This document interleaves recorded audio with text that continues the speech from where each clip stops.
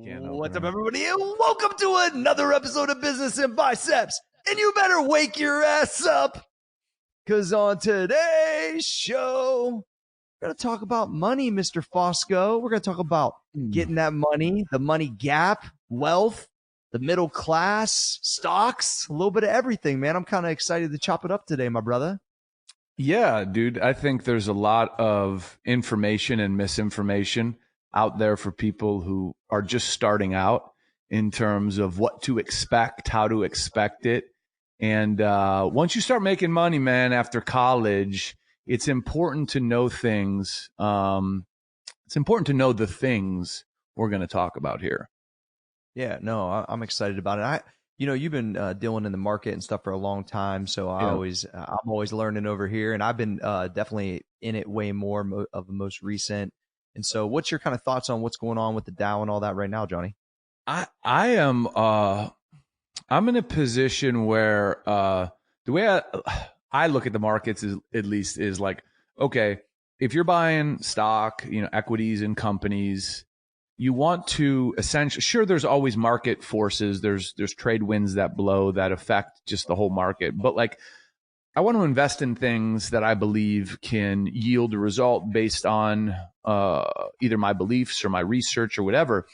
But I think what's happening now with the market is it's being manipulated so severely by the talks and the constant positioning of Trump and China regarding this trade war that, at least speaking from my perspective personally, I'm getting a little bit weary, a little bit uncomfortable, because it's like this. Every company I own in my portfolio could smash their numbers. They could continually profit and beat quarterly expectations, all that stuff. But if this trade war escalates, which is something that may be in Trump's best interest going into an election, it may not be in his best interest. But at the end of the day, he is unpredictable. China sits back. They don't say anything. And I'm in a place where I want to start kind of trimming my gains, I think, because once the companies you own don't matter as much as tweets from someone, I think you have to kind of play defense on your money. Yeah, it's interesting because as I hear you say that, I was like super aggressive earlier in the year, and of most recent, I've kind of been laying back a little bit more because the volatility, and I've been buying some like just real basic dividend stocks that pay some good income, but they, like you said, they come out and they can beat their numbers, and because of other factors that are fake, essentially, they're maybe not getting their their due increase. And the other thing is, here's what I always struggled with, Johnny, as an entrepreneur. I know, right? If me and you, especially of most recent, the multiple businesses we've created, I look at like, should John and I each throw 100 in and start a business rather than me throw 100 in the market and John throw in the market? You know what I mean? Like, I just bet on us so much more that it can yield whatever it can yield. And I know there's a portion of everybody's investments that are in the market, but a lot of the reason why early on I really in my career wasn't in it much, I was always reinvesting into the stuff I was doing. And I just always thought that the return betting on myself was better. And now obviously I don't do all of that now, but when I say that, is that also, have you felt like that before, where you're like, well, I could put 100,000 in, 4 different stocks, or I could invest 100,000 into a new venture or business and I could get 200 times or 20 times my money. Sure. So I don't know. It's just that's one of the things that always would run through my mind. Like, is there something I can do personally? But you get to a point with bandwidth, right? I mean, exactly, you get to a point where your personal bandwidth and your personal endeavors, whether you're a silent partner, an active partner, whatever, you only can do so much from a management operational standpoint. And then, if you've had some success, you're going to have liquid on the sidelines. And the whole trick to this wealth game, at least in my perspective, is having liquidity when the shit goes down. That's the whole trick, not being locked up and leveraged when the shit goes down. And all markets from real estate to the stock market, they're cyclical, man. They're cyclical. They are going to go up and they are going to go down. Sure, there's going to be greater crashes and lesser crashes, but they are going to go up and down. So I really like to just try my best to be agile and be ready to move if I see something that's potentially threatening the security of my money. And this thing with China is ongoing. It's unresolved, and you have to look at it like this. So if Trump gets reelected, once you're reelected and you're not vying for a second term, you basically do what the fuck you want. That's the good thing or the scary thing about a second term president, Democrat or Republican. So if he gets reelected, he's emboldened. And if he's emboldened and he just wants to fucking take on China because China, we import more of their goods than they import our goods, he could fucking just go at him. And if he goes at him, it's going to fucking tank our economy for a period of time. That's just a fact. Yep. Well, and I think, that's why it's like, it's such a interesting time to be involved in this kind of stuff. And that's why also I ended up getting my first extra real estate project, and I looked at some natural resource stuff, and I started looking outside of, I was so like, so pumped to be involved in the market.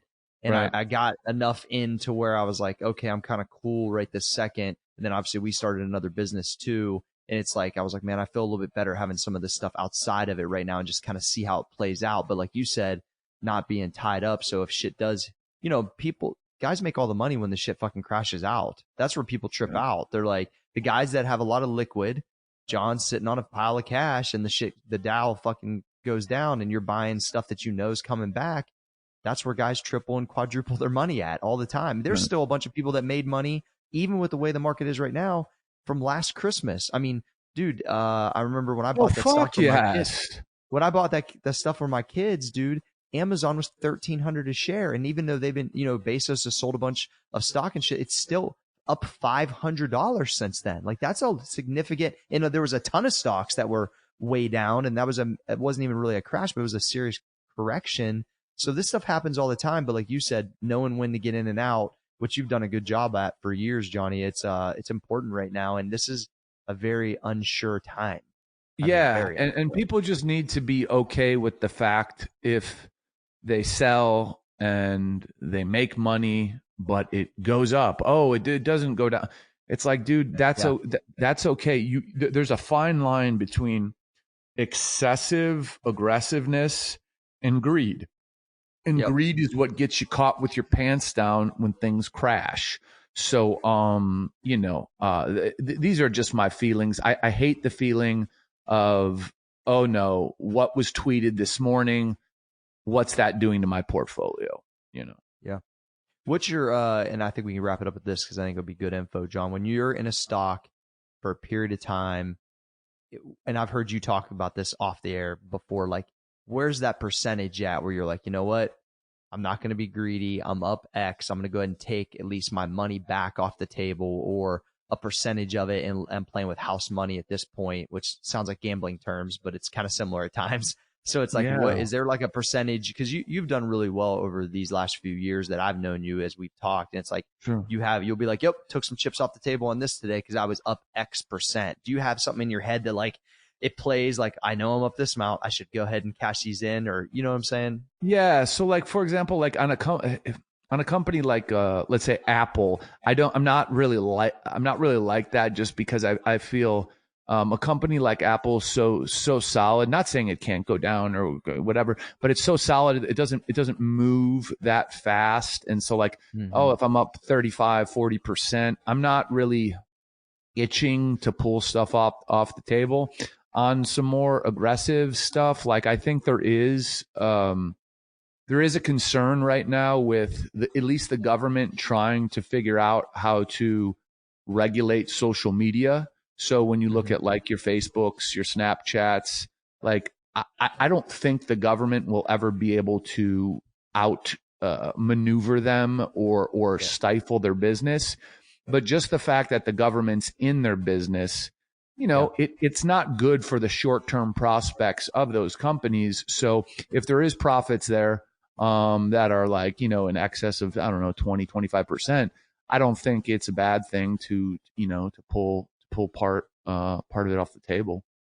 Okay, so like you start to look at, that's kind of what I'm trying to get to. You start to look at stuff kind of hard around that 20. I'm up around 20%. Points. Yeah. Okay. Yeah, because 20 points is like what they always say. Wait, hogs get roasted and pigs get slaughtered, or vice versa. Like you're like, hey, I'm good. This is a solid amount of increase, and I should look at some other stuff or leave some in there, but head to something else. Okay. Yeah. Cool. I just think that's a good because I wonder because there's a couple things I'm sitting at between 25 and 40% at, and like Starbucks is a good example. Like Starbucks has only just continued to creep up ever since he started talking about being going for president, right? I bought it like $51. Dude, it's 97 today. And I keep looking at it, but most places still have buys on it, meaning they still believe that it's going to continue. So it's like I'm at that spot where I'm like, do I sell it? Do I hold it? I would definitely take some off the table. I mean, just in my opinion, just due to the current scenario that's well outside the scope of Starbucks. Exactly. So that's one of the ones I've done the best on for the timing, and I keep staring at it and I haven't got out of it yet, but it has hung between like that 94 and 97. So after this podcast, I'll probably sell some. Yeah. So thanks, Johnny. But I was pumped I got it at that price point. I thought that was really good. Yeah, absolutely. So, all right. So a couple things that we talked about before we got on the air is, and this has come up a lot with some of the younger people I work with at the gym because they're now getting into their professions. And there's a wealth and money gap that's evident in the U.S. and really everywhere. But there's a lot of talk always about what's the middle class and what's that really mean, and the gap between the middle class and the wealthy, or poverty and wealthy at this point of our kind of our economy. It's like when I say just middle class, John, what's that? What comes to mind first for you without the analytics, without like what's that even look like? And I think we can kind of go from there. Yeah.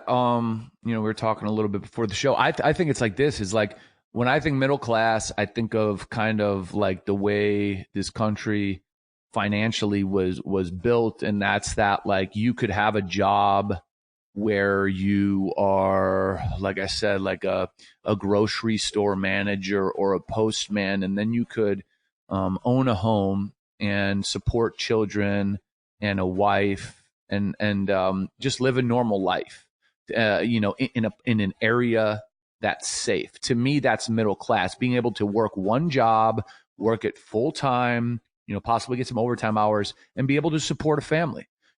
That to me is middle class without applying numbers to it. Now, the sad thing is, I think that is absolutely been strategically destroyed by our tax code. I think it's been strategically destroyed by our politicians. And we live in if you got money, you have privilege. If you don't, best of luck getting money. And until you get it, times are going to be tough and no one's going to help you. I think we've deconstructed through deregulation. And here's the truth. And I don't want to be a hypocrite. So deregulation helps people like myself be able to, let's say, make more money using my money in the stock market, because look at the fucking run the stock market's been on in the last 7-8 years. I mean, look at the fucking run. It's unbelievable. Who has been able to participate in that run? People who have, extra income. Now the people who are grinding to pay, they're not participating in that. They're trying to get a job. So have these series of deregulation in relation to markets and financial systems helped people? Yeah, they have, but they've helped people that you could argue don't really need the help. But listen, I'm not complaining. I'm a capitalist, but it's just kind of how it is right now, you know? Yeah. And when I was looking at, I was looking at CNN Business to kind of see the numbers on what the middle class means. And I'm reading it right here, Johnny, and it says, from 46,000 to 140,000 is the gap per household of what's, labeled middle class, which Sure. that's what I think when I think of a factory worker, or, like there's coal miners that make between 50,000 to 150,000, depending on how much overtime they work, because they get paid really well. So it's like, but once again, they can have a new truck and a house and support family.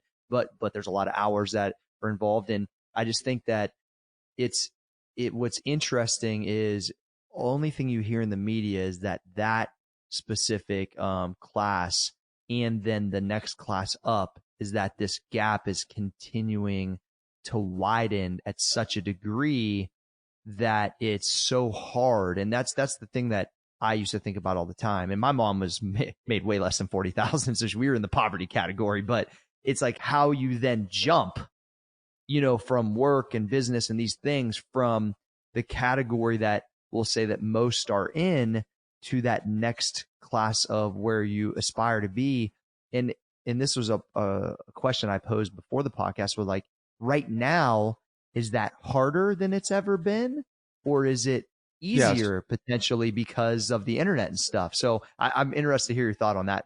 I think it's harder than it's ever been, for the main reason that here's how I think you go from, entering the workforce, let's say after college or whenever you start it, to, getting to a higher level of income. You have to understand that the money you make has to work for you. So you're never going to go from working, a job in computer programming and making 72 grand a year to, making, there's not a lot of people that make over $500,000 a year, but there are a lot of people that make 110,000 or 80,000 that live well below their means, and they deploy 10 to 20 to $30,000 a year in investment capital. So it's the people that understand that I have to live below my means. I have to drive a lesser car.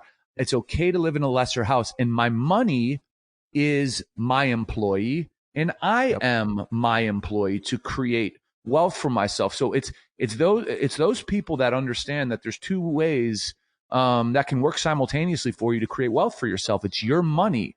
People have to stop looking at money as something that should be spent. I mean, there are teachers out there that are millionaires. It's not because they make a lot of money. It's because they manage their money correctly, and they don't care if they're driving the newest car or this or that. They fucking invest. And that goes for all you guys, no matter what your fucking age is. You want to be wealthy, your money has to work for you. There's no two ways about this. There's not. Yeah, and I think that the education, like that's what I always, kind of talk about with Rachel, is just like the terminology that my kids hear compared to what I heard. Like my mom was just really trying to survive, man. So it's like talking about margin or wealth or investments or stock. Like, dude, I never heard it once, bro. Never heard it once from anybody, right? A little bit from my grandpa, but I was so young when he retired, even like I was in second grade when he retired. So like he didn't talk about stuff like that with me.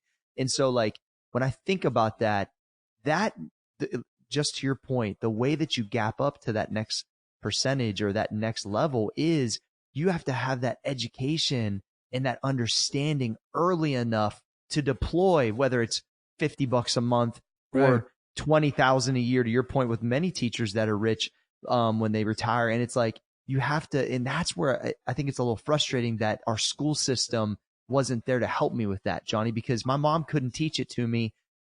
She didn't know, dude. She was just trying to like fucking wait tables and pay the bills. And I really don't fault her for that, but it's like, I wish that there would have been somebody to say like, hey, this is what an asset is. This is what a liability is. This is how you know what I'm saying? Like, man, like I didn't even really even start to understand that shit till I was like in my mid 20s. And I'm still like learning it and understand, because it was like at a negative level for me growing up, like literally at a negative level. Like My kid asked me the other day what my margin was on a product. And I was like, AG. I was like, first off, I'm not like, I gave him a percentage or whatever, but I said, the fact that you just asked me that, like, I was so happy that he even understood what that was. Like the education and the tools, which you can search for yourself now on the internet, which I didn't have that availability door to John when we were younger. Like that's another way that you fix this gap, right? You got to have that IQ. I just didn't have, and still am working on that financial IQ to understand these things because they're made somewhat complicated, almost like to keep, I don't know, maybe they're not made complicated, but some of those financial instruments are made complicated on purpose for a class of people to some degree, Johnny. Yeah. And I think our system is set up financially to give people the wrong impression, when it comes to, you see credit card companies just preying on people who have no business, college kids, especially college kids, having so credit cards. Credit card debt will absolutely haunt you, and it's there's so many people that don't manage their money; they manage their credit card balances. Yes, and you are eternally in debt. You're eternally in a pit trying to crawl upwards, and you keep knocking yourself downwards because you think if you have a $5,000 limit and there's $1,700 available, you think you got $1,500 of spending money this month. It's like, man, you understand how that fucking interest on that card compounds over time as you make your minimum payments. I'm telling you right now, if you guys ran the numbers on the credit cards you held, and if you looked at holding a $5,000 balance and making minimum payments, you literally, over the course of 5-6 years, you literally would be paying like $20,000 to pay off $5,000. I mean, it's absurd. So, yeah, you'll never get ahead. You'll never create wealth. And again, I think a very important point is there's not a lot of people who make more than $500,000 a year. That's a very, I want everyone to understand that, because even if you get a great job, and I think we touched on this on one of the other podcasts, or at least we talked about it before. If you have one of the leading jobs at Apple, you're making like $380,000. Okay. Yeah. So and if you work at Apple, you're living in Silicon Valley. And if you live in Silicon Valley, you get a shoebox for $1.5 million a year to live in. So, it's not really what you make. It's how you use it. So I think people get too wrapped up in, I need to make more, and they don't look at how they manage it. Yeah, no. And just to your point, from a numbers, I'm sourcing some other stuff online. It was an NBC thing that said like 1%, the 1% that everyone says, I want to be a 1%er, blah, blah, blah. That's like 380 to 420 a year, roughly, in the US. If you look at every state's a little different. And like, to your point, there isn't a lot of executive level or business people. That's 1% means from, the person that makes that all the way to Jeff Bezos. I mean, I'd be interested to see like how many actual people that is, like the number. I don't see that anywhere, but there's people that make way less money that could, and to your point, like could make 150 a year, live in Ohio or Indiana or Wyoming or fucking, a state that has Wyoming, less... you got a fucking 50,000 square foot mansion, dude. Exactly. I just remember like a couple things, right? Because my old business was in Denver. In Denver, it's not cheap to live in Denver at all. And I remember two things: sending the lease in for what's now our current office at Max Effort, and them looking at the square footage to rent and like didn't believe it. And then when I purchased my home a while ago, it's almost 10 years ago now, like just what I got for the money. And it was like the lifestyle was dramatically different.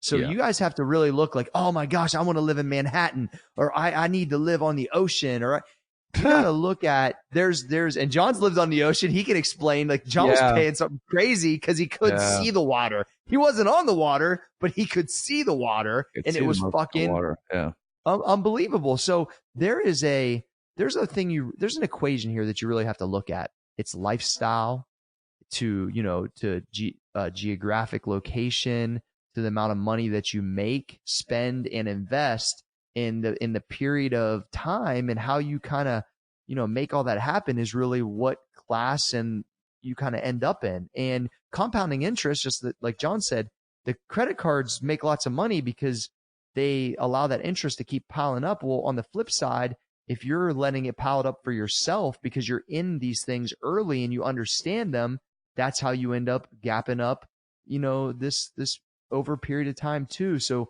all of these things play so many factors. And I think a lot of people kind of put themselves in, head in the sand or don't have the right tools. And then before they know it, they're 47, they got nothing away for retirement, and they're fucking scrambling, Johnny. Yeah. I think a lot of people, they finish up their formal education, or they make the decision that it's career time, whether they have a significant other or not. And they think like, okay, where to start? And I think a valid discussion would be, okay, where to start? And I think a lot of people want to start on the coasts. They want to start, LA, New York, all these glamorous places. And you literally have to understand that if you start in a place like, outside of, Columbus, Ohio, or outside of Charlotte, North Carolina, or outside of Indianapolis, or outside of Omaha, Nebraska, like there are nice places to live where you can make a decent wage and live a lot more comfortably than trying to, live in the glamour zone where you legitimately get like nothing for your, like if you make $100,000 on the coast, nothing. You're nothing. Like you're you're nothing is the wrong term. Like your money goes nowhere. Your money goes nowhere. It goes right into your bills, and you're feeling like you're making minimum wage. But if you go into middle America, these are things to really think about when you're going out on your own and saying, okay, I want to start a life. Where do I want to do it at? You really need to look at property value, median income. You need to look at the states and the cities that have big employers. You can't just go to the place that you think is the coolest, because if you think it's the coolest, it's probably one of the most expensive, Yeah. John, back to the thing we were talking about earlier, I want to get your thoughts on because we didn't really go into it. Why do you think it is harder to gap up now than it was previously? Because we live in a debt first culture. It's a debt first culture. I make $80,000 a year, so now I can go out and get a Benz. It's not like I make $80,000 a year, now I can start building wealth. The majority of you are fucking stupid. That's why. It's because people are fucking stupid and they care more about how people view them than actually like the truth of I am setting myself up for the future. People are fucking stupid, and they live for other people, and they want to show people the little bit of money they make, and all it does is keep them in a hole. That's why, back in the fucking day, people would save up to buy a house. If you had to tell fucking people now that they had to save up their money to buy a house and they couldn't borrow, no one would fucking be able to buy a house. Especially like coming up. So we live in a culture of primarily stupid people who live on credit. Literally, it is stupid. It's your money. You're wasting it. Why? So really, we could run into serious problems shortly because of the age group of people that do live like this, which is a high amount of people currently, that when it is time to hang it up, there's going to be a lot of people working till they're like 80. Seriously. Like that's going to be like or till they're dead. Yeah. Or till they're dead. That's because of that exact thing, that they rush so far to have a big house payment, a big this, instead of like doing like a mixture of two worlds, like have, some nice stuff, but really set yourself up for, the future. It's it's because of we're in a comparison society at the highest level right now because of social media and things. I think that that's going to turn over and be like something very interesting as we become old men one day, Johnny, that we're going to like realize, hey, we talked about this, we saw this coming, and then it'll be all around us. I really believe that. I do too, and it's sad. It's sad because you see it, and consequences for a lot of people are just things that their parents, you told them about, and Sure. they don't take it seriously. And no one's going to be there for you when you're 30. No one's going to be there for you when you're 35. You Uh-huh. better be able to support yourself and have something behind you. And if you don't, it's all because of your own decisions. So like buck up a little bit, and even talking about nice things, dude. Nice things are nice things for like a week, and Yeah. then they're just an expense. So Yeah. it's like, I'm not telling you to walk around like a fucking, a vagrant with a fucking stick over his shoulder with a fucking, bag looking like a hobo. But what I'm saying is like hit pause on the nice things, and say like, I want to be stable. You know what I'm saying? I don't Yeah. want anyone else, AKA the banks and the credit card companies, to own a deed on my social security number. I want to own shit. Yeah. I want to own Yeah. shit. I don't want them to own me. So, John, if there's someone listening right now that is like, man, I wonder if this motherfucker's talking to me. Who in this case, it's like, if are you talking to the person that, hey, they're bringing in 2G every 2 weeks and they're spending 1,900, right? Like, is that the person you're you need talking a to? fucking you need a fucking lobotomy if you're fucking no, I mean, honestly, think about that. Think about making $2,000 every 2 weeks and spending 1,900. Okay, Yeah, what are you building? exactly. You're building a You're castle made of sand, dude. Like you're building nothing. So what are you doing it for? To go out on the weekends and to pop bottles and act like you are wealthy? You're not. And it's not like, oh, you're not, I am. It's your stupidity and your insecurities and all these things that make you do what you do, that keep these enormous credit card balances because you think you need to look a certain way. All that is you being a fucking dipshit. Yeah. That's all it No. is. These are personal choices. Nobody puts a gun to your head and makes you fucking spend money. Shopping. Like, why the fuck do you need that? Like, you don't need shit. You need the basics to survive in life.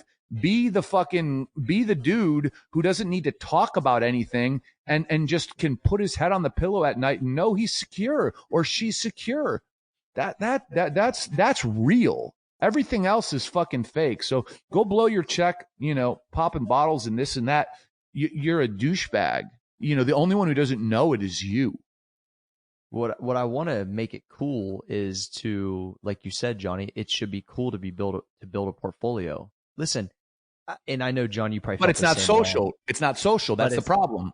People don't know. Exactly. I need people to know. I need people to know. That's the fucking cancer here. That's the cancer. I need people to know. So even if I am building a portfolio and I'm making $4,000 a month and I'm putting fucking 1,700 into my portfolio and I'm building it, I want people to know. I want people to know.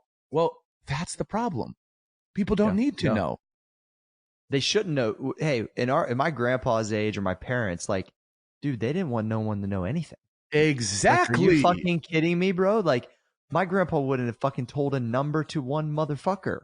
Right, Like, because what? people treat you differently when they think you have something. It's so fucking that's a great point, because back in the day, if you had money, you didn't want people to know you had money, because that means people put their fucking hands out and everyone fucking expects you to pay for this and pay for that. But now we're so quick to be like, oh, I got money. Why? Because fucking we've grown up in this generation of fucking rap videos and MTV. Come on, dude. This is fucking real life, man. Your parents aren't going to be able to fucking pay for your bedroom and your fucking lifestyle, for the rest of your lives. Like, take this shit serious. Your bedroom.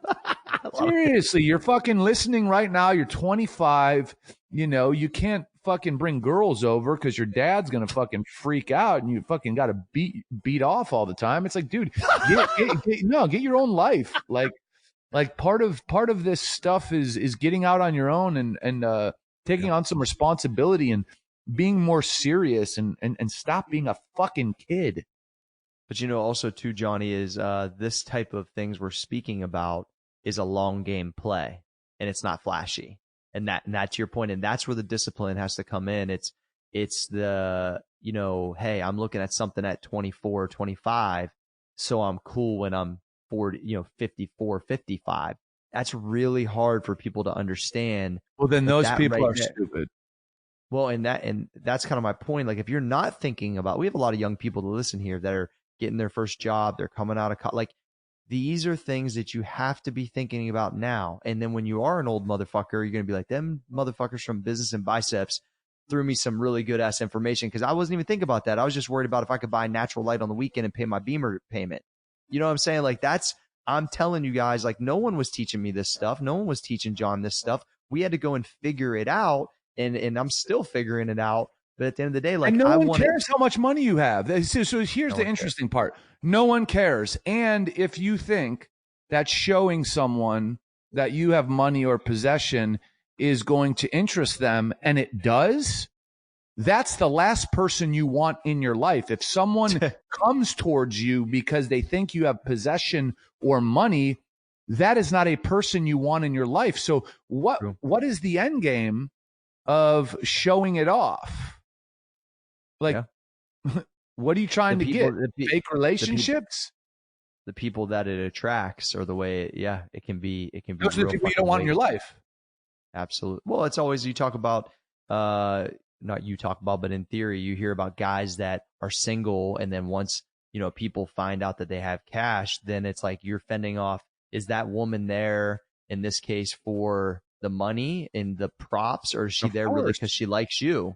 And so it's like, and that's something I don't know if you've had to deal with, because you're not really a flashy dude, but at the end of the day, it's like, that's they dig in, they ask questions, they dig in, they fucking ask questions, they figure it out real quick.